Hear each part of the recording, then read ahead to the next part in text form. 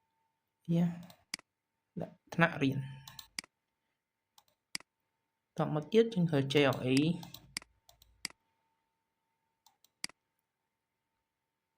អូ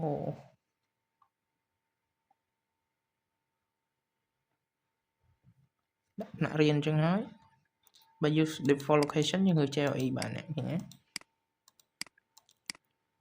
អានេះនៅក្នុង នៅក្នុងនេះត្មងនៅក្នុង IDE របស់យើងហ្មងឥឡូវយើងប្រើ default ប្រើបច្ចេករបស់យើងដាក់នៅក្នុងថ្នាក់រៀននេះហើយយើងបើចង់ create module file ភ្លាមចុចអានេះតែយើងមិនបាច់ទេតែប៉ុណ្្នឹងអូខេងាយប៉ុណ្្នឹងសិនចុច finish មកពេលវានឹងបង្កើតបច្ចេកថ្នាក់រៀននេះមួយឲ្យយើងជាមួយនឹង JLE library របស់យើងនេះ Java library JLE នេះណា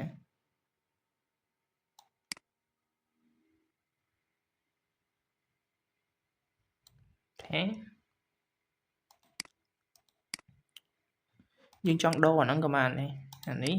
យើងចង់ដូរវាក៏បានចុចលើហ្នឹងមកនេះចុចលើនេះមកយើងយកកន្លែងពាក្យថា config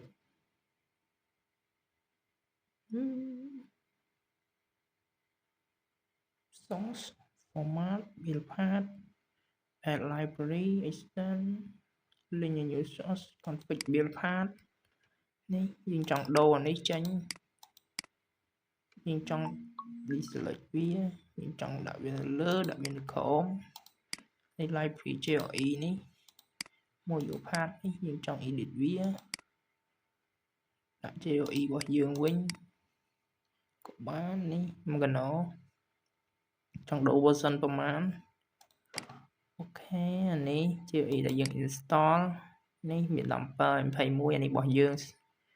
install ក្នុងកុំព្យូទ័រយើងហើយអានេះរបស់ Eclipse ហ្មងវាមាននៅក្នុង Eclipse យើងចង់ដាក់របស់យើង install ក៏បានយើងចុចចេះមកចុច OK មក apply មក apply workspace default នេះគេ JDK 17ចុច finish apply close អូខេយើងបង្កើតបានបច្ចេកមួយហើយយើងបង្កើត package ដាក់ថា com. ថ្នាក់រៀន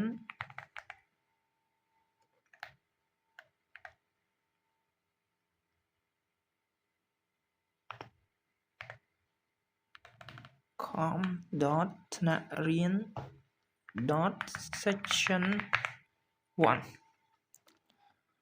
ចុច finish វានឹងបង្កើត package មួយហើយតមកយើងនឹងបង្កើត class មួយដែលមានឈ្មោះថា greeting ឲ្យដូចគ្នាជាមួយនឹងយើង run នៅក្នុងនោះអានេះ public អូខេ default ចឹងណានេះគឺជា greeting class តទៀតយើងទៅ save main file public static void main string ចេះអូខេ system.out.println hello world អូខេស្រាវវាមកហើយនៅពេល run វាពេលអ្នកនរគ្នាคลิกលើនេះចុច run Java application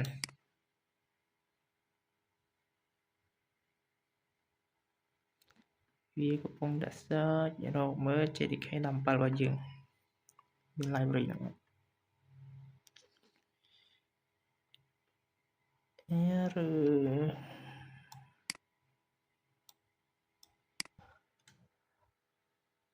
អូខេសម្រាប់ error នេះ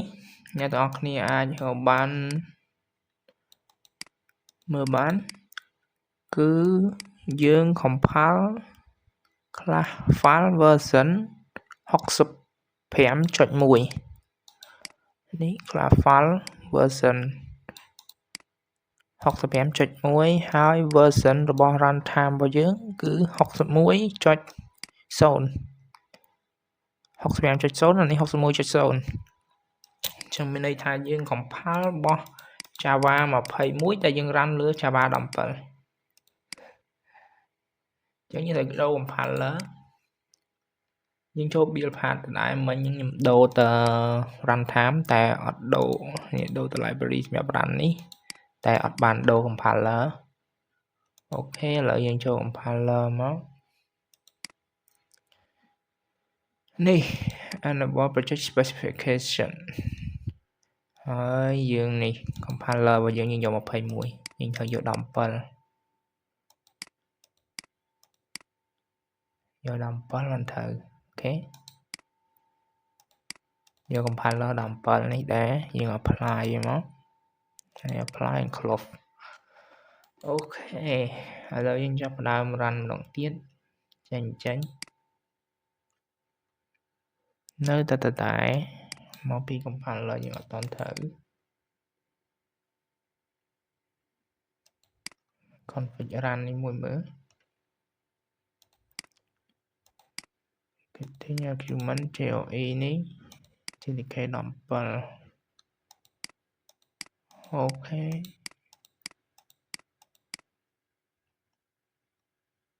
ចាំ applet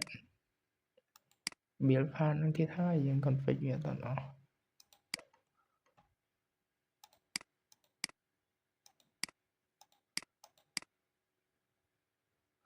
លោតទៅ21ដដែលចឹងអញ្ចឹងមកវាអញ្ចឹង apply វាអូនេះ apply មិនទាន់ចូលអញ្ចឹងមកវាអញ្ចឹង apply រួចហើយថ្មីចេញហើយអូខេ hello world នេះគឺជារបៀប install IDE ហើយនឹង run code Java បើសិនជាអ្នកនរគ្នាជួបអញ្ចឹងអាចដោះស្រាយតាមហ្នឹងហើយបើមិនយល់ឬក៏មានចម្ងល់អីអាច comment សួរឬក៏តម្លាក់ក្នុង group Telegram របស់យើង